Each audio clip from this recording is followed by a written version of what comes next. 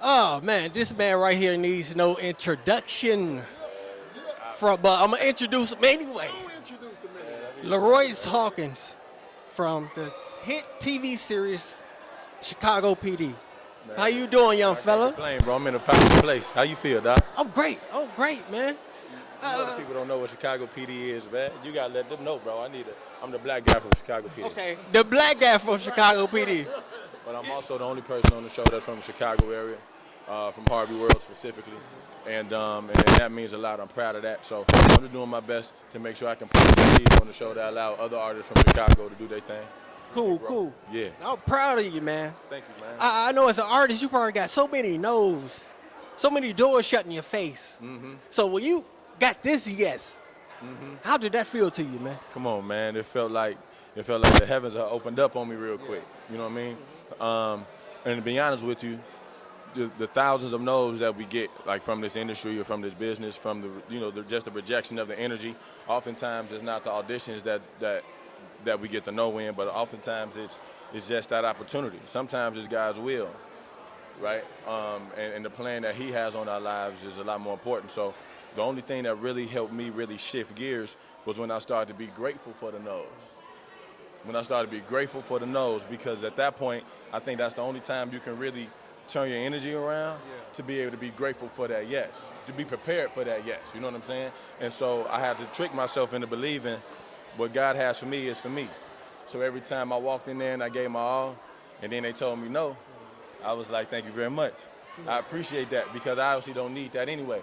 But when that yes came, I was prepared for it. I was more than ready. So man, that's how it went down.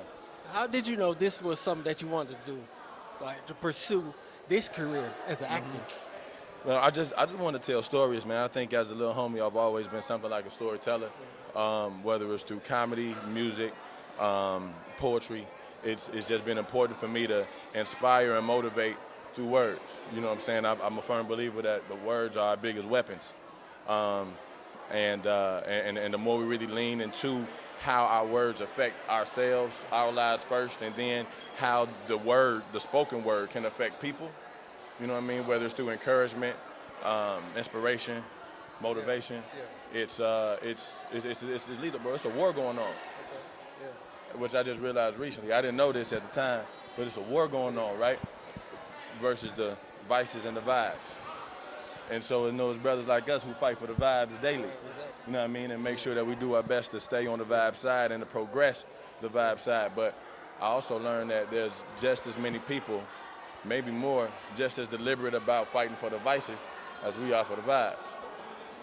So that's why every chance we get, we continue to do our thing, plant positive seeds. Beautiful. Now, let's get on into it, Laroyce. There was an episode that I saw with you on Chicago PD dealing with racial profiling. And in the scene, you were pulled over and the white cop, did you and other homie or whatever wrong. And, it was a crazy moment, crazy scene and everything. Us being African-American men, we can relate to that because our skin color is threatening. Take us back to filming that particular scene. What did that mean to you, and what did you want to express, not only through your craft, your acting and everything, but, how did that touch you? Yeah, it was important that we dug deep on that, right? First of all, that episode was co-written by one of the first black writers on our show in 6 seasons, Ike Smith from the West Side, right? Only black writer we've had on the show in 6 seasons.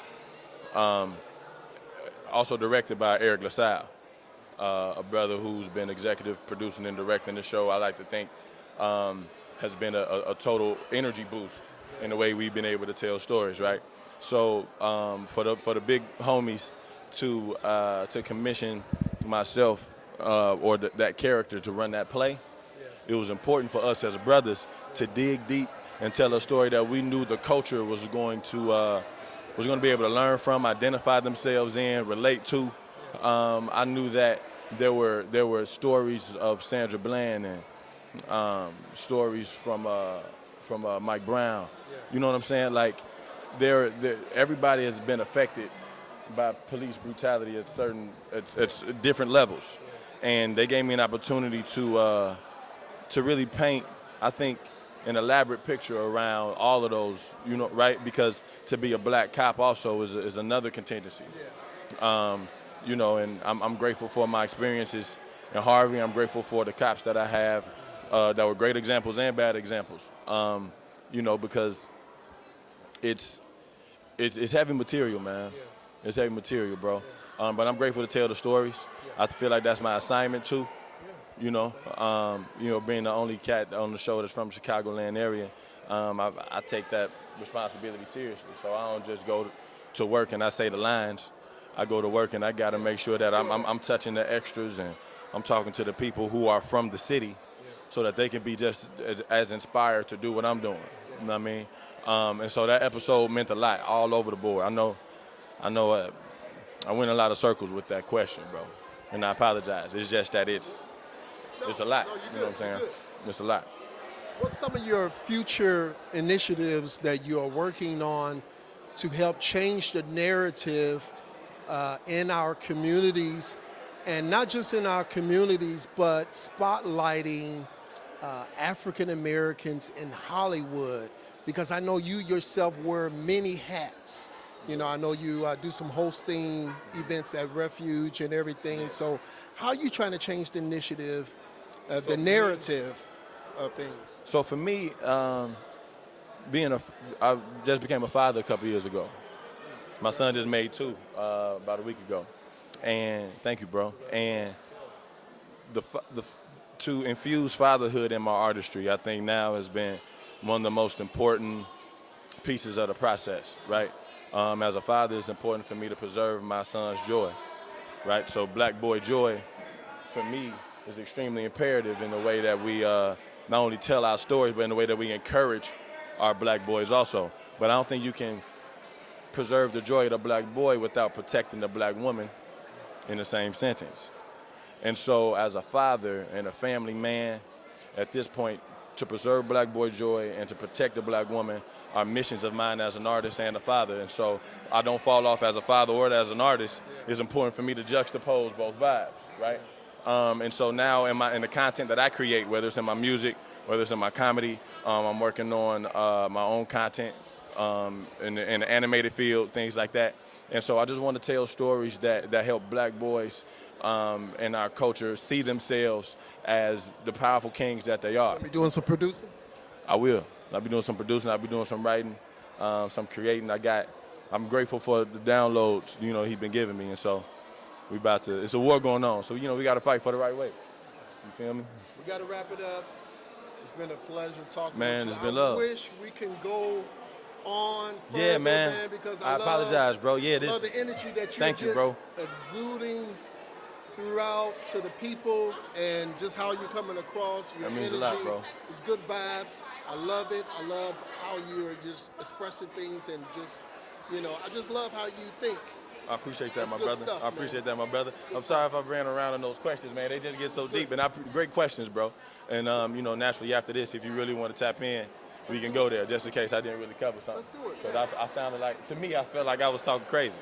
No, But I appreciate y'all. I feel like I should give you a couple of dollars, man, because you man. dropping these nuggets. I gotta pay for this. You need to know our sister, Marquita, Wild, all that. Yeah, man. I was just in LA, man, and we were hanging out. Definitely. Yeah, man. So let's chop it up. We gotta wrap it up. Well, Stacey's gonna get up, we're the WardBros, Laroyce, Hawkins, we go. Don't want Mama Stacey to whoop us, so we got to get up out of here. We've been talking with Laroyce, Chicago PD, WardBros. We up in this piece. Let's do it.